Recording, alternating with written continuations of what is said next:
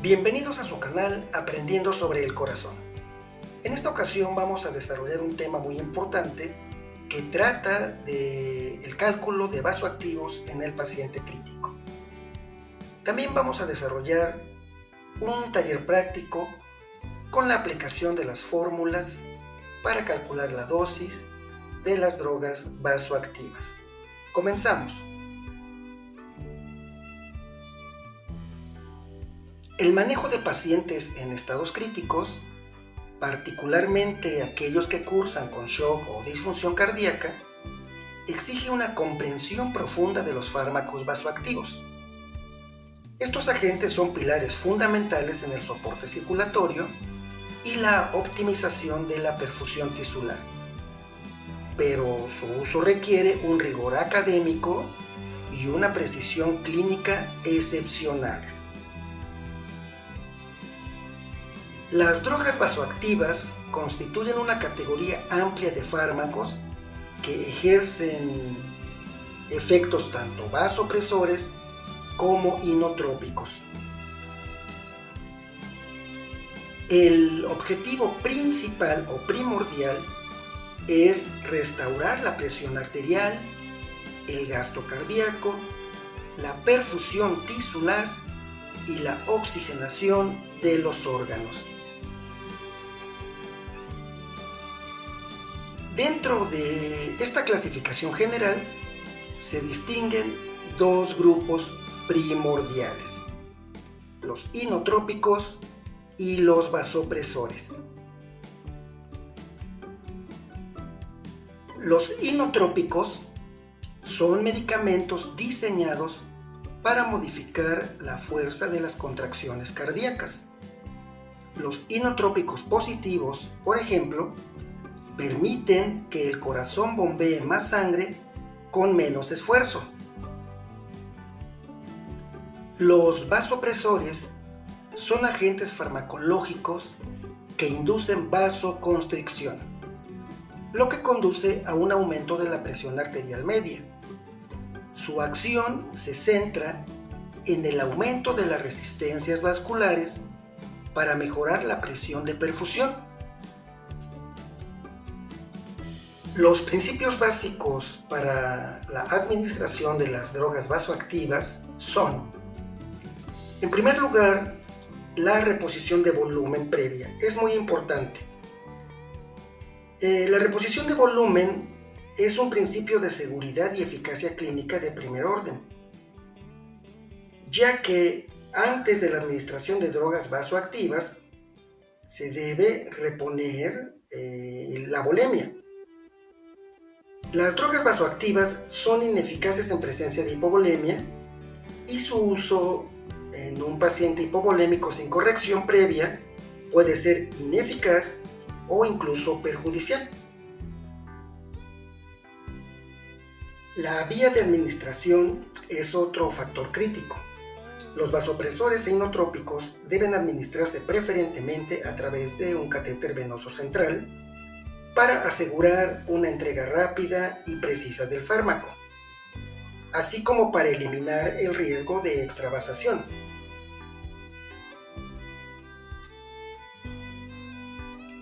La titulación de la dosis es un proceso dinámico que busca lograr una presión arterial efectiva, o más importante aún, una buena perfusión tisular, lo cual se evidencia por parámetros como la diuresis adecuada o la mejora del estado mental del paciente. La administración de las drogas vasoactivas preferentemente se administran a través de una bomba de infusión para regular y mantener y controlar la dosis.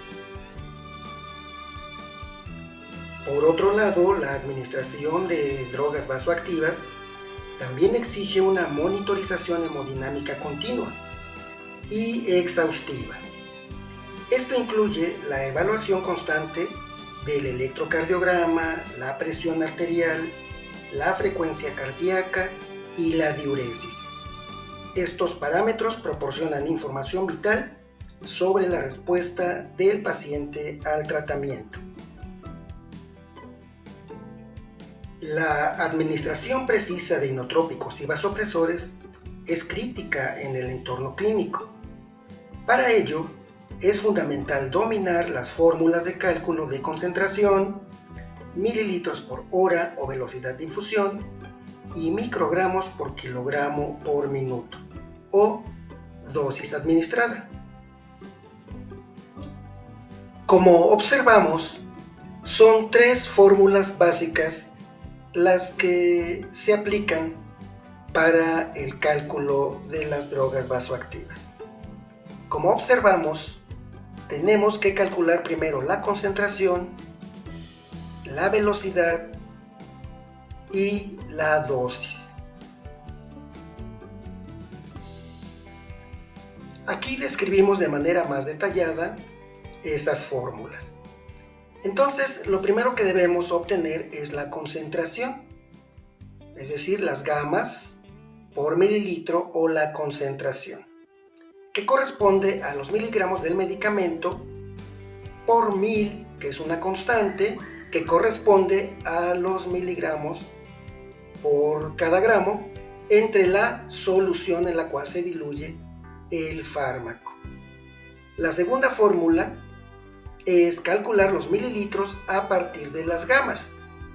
Entonces la constante sería mililitros por hora, que es igual a gamas, por peso, por 60, que es una constante que corresponde al tiempo, entre la concentración. Los corchetes en esta fórmula simbolizan a la concentración.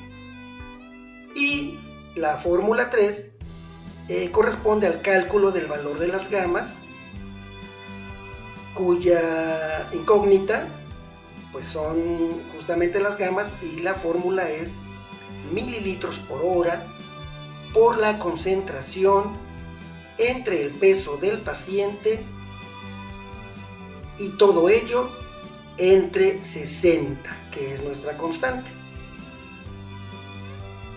Pueden darle stop aquí, detener en el video para que puedan anotar las fórmulas y observar cómo están compuestas. Aquí observamos los mecanismos de acción y vías de señalización. Dado que las drogas vasoactivas tienen efecto dependiendo del receptor al que vayan dirigidas, entonces podemos observar que cada sustancia vasoactiva ocupa sus receptores. Pueden dar stop aquí en este momento del video para que observen de manera detallada los receptores en los que actúan estas sustancias, y también para observar el efecto hemodinámico principal. Aquí, por ejemplo, la dobutamina va a ocupar receptores beta 1 adrenérgicos y beta 2. La dopamina ocupa los 3 receptores, es decir, su acción va a ser mixta, puede ser mixta. En este caso, la dopa ocupa receptores dopa 1 o dopaminérgicos, ocupa receptores beta 1 adrenérgicos y ocupa también receptores alfa 1 adrenérgicos. La noradrenalina va directamente a ocupar receptores alfa 1 como receptor principal, pero también puede tener o puede ocupar receptores beta 1 adrenérgicos, es decir, puede tener los dos efectos. También es un efecto mixto, puede ejercer un efecto inotrópico positivo ocupando receptores beta 1 y ocupando receptores alfa 1, ya su efecto va a ser vasopresor o vasoconstrictor. En el caso de la milrinona, pues esta va a ir dirigida ocupa principalmente la fosfodiesterasa 3 para aumentar el adenosín monofosfato cíclico. ¿Ok? Y en el caso de la vasopresina, pues va a ir directamente a ocupar los receptores B1 o vasopresina 1, cuyo efecto va a ser un potente vasoconstrictor. Y vemos aquí en el tercer recuadro pues los efectos hemodinámicos cuando estas sustancias vasoactivas ocupan determinado receptor.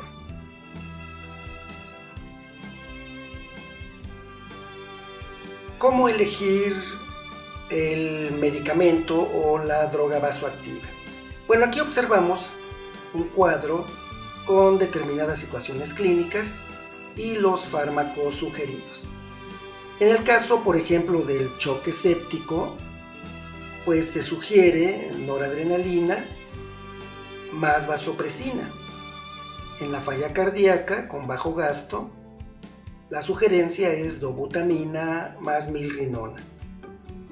En el choque cardiogénico, dobutamina más noradrenalina.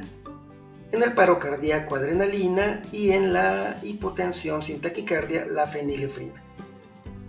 Entonces, de esta manera, dependiendo de la necesidad del paciente, pues va a ser la elección de la sustancia vasoactiva que se elija para apoyarlo y mejorar el estado hemodinámico.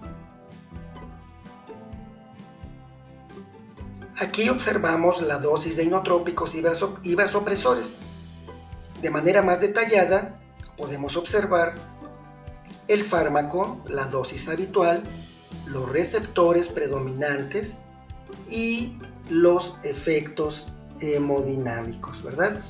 Entonces aquí pueden ponerle stop al video y tomar nota de las dosis y los receptores de manera más detallada para que ustedes tengan en sus apuntes esta información.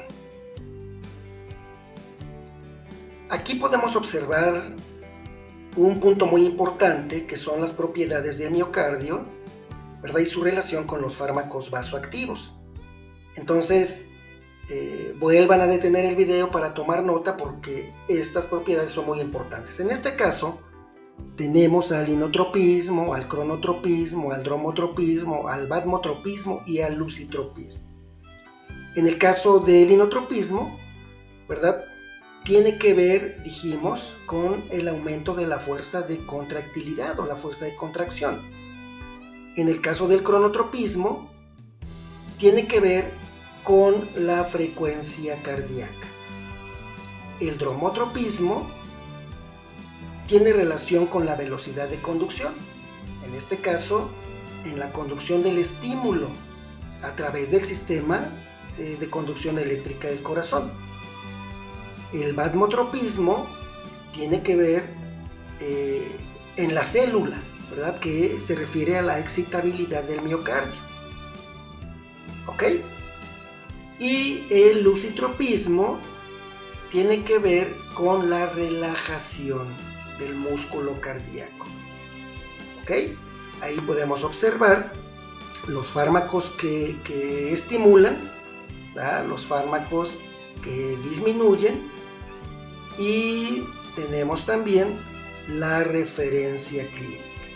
Entonces ven ustedes aquí de manera muy detallada, ¿verdad? Para fines prácticos y didácticos, las propiedades del miocardio y su relación con los vasoactivos.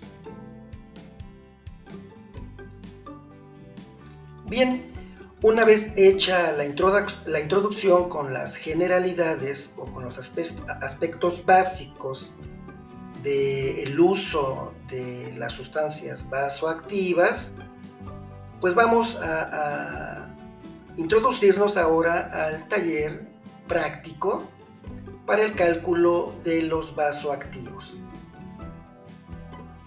Entonces aquí tenemos algunos casos clínicos o un caso clínico para tomarlo como ejemplo. Choque séptico en paciente con hipotensión refractaria, ¿verdad? Tenemos un paciente, hombre de 65 años, con 80 kilos de peso, con un diagnóstico de neumonía grave y sepsis. Los signos vitales, TA 7540, frecuencia cardíaca 110, frecuencia respiratoria 24, saturación de oxígeno 92%. ¿Cuál es la indicación? Preparar 4 miligramos de noradrenalina en 100 mililitros de solución fisiológica al 0.9% y vamos a iniciarla a 0.1 microgramos por kilogramo de peso minuto. El objetivo es para elevar la presión arterial media que sea mayor a 65 milímetros de mercurio.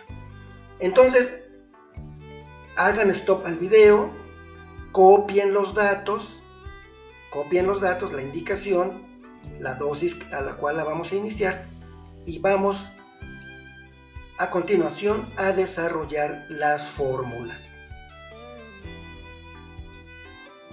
Entonces, como primer paso, lo primero que vamos a obtener es la concentración. Entonces simplemente tenemos que sustituir los valores, ¿verdad? Las fórmulas son muy claras. Entonces, para obtener la concentración, sabemos que vamos a diluir 4 miligramos en 100 mililitros. Entonces son 4 miligramos por 1000, que es la constante, dijimos, entre 100 mililitros. Haciendo esa operación nos va a dar un resultado de 40 microgramos, ¿verdad? Esa va a ser nuestra concentración, 40 microgramos por mililitro. Después vamos al paso 2, que corresponde al cálculo de la infusión o los mililitros por hora. Nuestra incógnita, por lo tanto, son los mililitros por hora y la fórmula es la dosis total por peso por 60, que es una concentración correspondiente al tiempo, entre la concentración. Entonces, nos dice la indicación que hay que iniciarla a 0.1 microgramos, ¿verdad? Entonces, mililitros es igual a 0.1 por 80, que es el peso del paciente, por 60, que es nuestra constante, entre 40, que es la concentración. Y haciendo la operación, nos va a dar como resultado, ¿verdad?, 12 mililitros. Es lo que vamos a programar en nuestra bomba, 12 mililitros por hora. ¿Ok?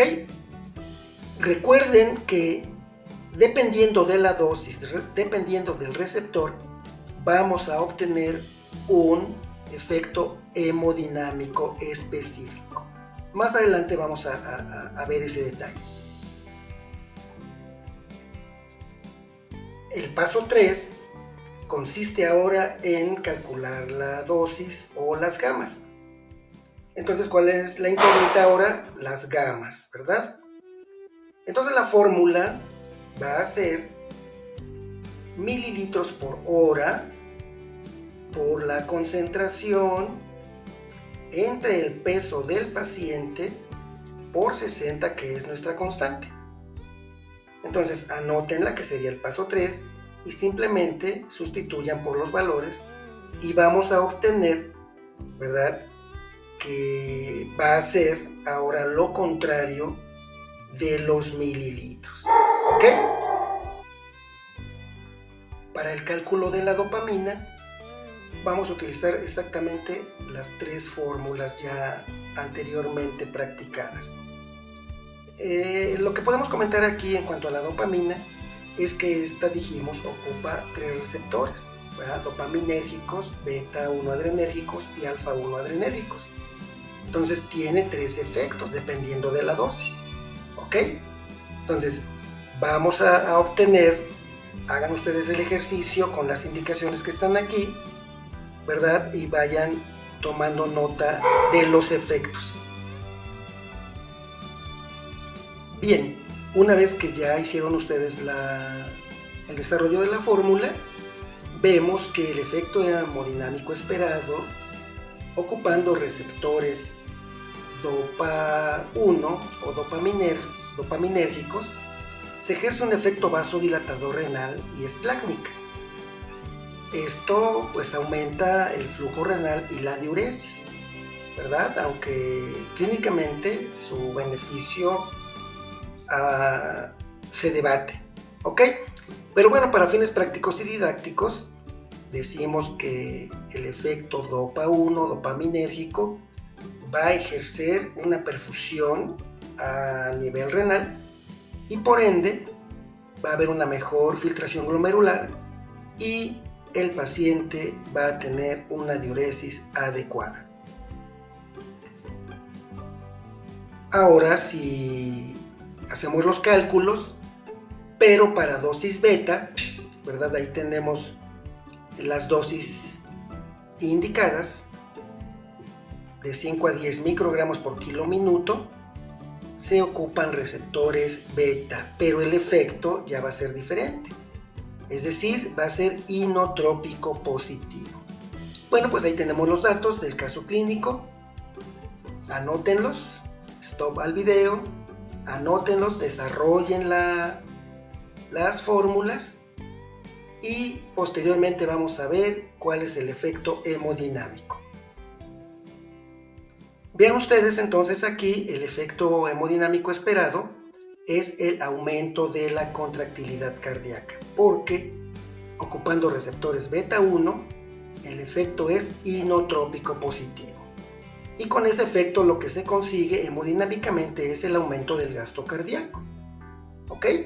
Puede haber una leve taquicardia y puede también mejorar la perfusión tisular si la función ventricular está deprimida. Entonces, el principal efecto a este receptor, a este nivel de receptor beta 1 adrenérgico, es el aumento de la contractilidad cardíaca. Efecto hemodinámico, aumento del gasto cardíaco. Y ahora, la dosis alfa, cuyos receptores que se van a ocupar van a ser los alfa 1 adrenérgicos. Mayor de 10, dosis mayores a 10 microgramos por kilo minuto, van a ejercer un efecto alfa adrenérgico. Nuevamente desarrollen las fórmulas con los datos que están ustedes observando. Stop al video para que detenidamente tomen los apuntes y desarrollen las fórmulas. Una vez desarrolladas las fórmulas para los receptores alfa 1, vemos que el efecto hemodinámico esperado es vasoconstricción, ¿verdad? Y esa vasoconstricción va a ayudar a aumentar las resistencias vasculares sistémicas y por ende el aumento de la presión arterial media, mayor de 65 milímetros de mercurio. Aquí en esta tabla lo que observamos es un resumen de la dopamina y el efecto según la dosis. Entonces aquí también detenidamente ustedes observen, este es un resumen de la dopamina. Ahora pasamos al cálculo de la milrinona y es exactamente lo mismo, ¿verdad? Las tres fórmulas, concentración, mililitros y dosis o gamas, ¿ok? Entonces copien los datos, sustituyan los valores desarrollando las fórmulas y vamos a ver ahora cuál es el efecto esperado. Una vez que ya desarrollaron las fórmulas, sustituyeron los valores, obtuvieron los resultados, entonces observamos que a esas dosis vamos a tener un efecto hemodinámico esperado inotrópico positivo, ¿verdad? Aumento de la contractilidad, va a haber un aumento del lusitropismo, es decir, que va a mejorar la relajación y también, como tiene un efecto vasodilatador, la milrinona, el resultado esperado hemodinámico es disminución de la resistencia vascular pulmonar, ¿verdad? Este efecto es útil en la disfunción del ventrículo derecho y la hipertensión pulmonar. Puede existir en determinado momento hipotensión sistémica, por eso hay que vigilarla, repito, porque la milri tiene un efecto también vasodilatador. Para el cálculo de la vasopresina tenemos estos datos, ¿verdad? Entonces vamos aquí a aplicar una diferencia en cuanto al desarrollo de la fórmula. Aquí vamos a hacer una operación directa, ¿verdad? Es decir, la división de la dosis en la cual la dosis del medicamento entre el volumen en el cual se va a diluir. O sea, ya es de manera directa, aquí es más sencillo. Entonces la fórmula general es las unidades de la vasopresina entre la cantidad del volumen en el cual se va a diluir. Una vez realizada la operación, es relativamente más sencilla. Entonces eso es lo que se va a administrar. Receptores directamente vasopresina 1, ¿verdad? Que aumentan las resistencias vasculares sistémicas de manera importante. Entonces el resultado esperado va a ser aumento de la presión arterial media, ¿sí? Porque se ocupan receptores vasopresina 1, ¿sí? Va a haber menor necesidad de catecolaminas.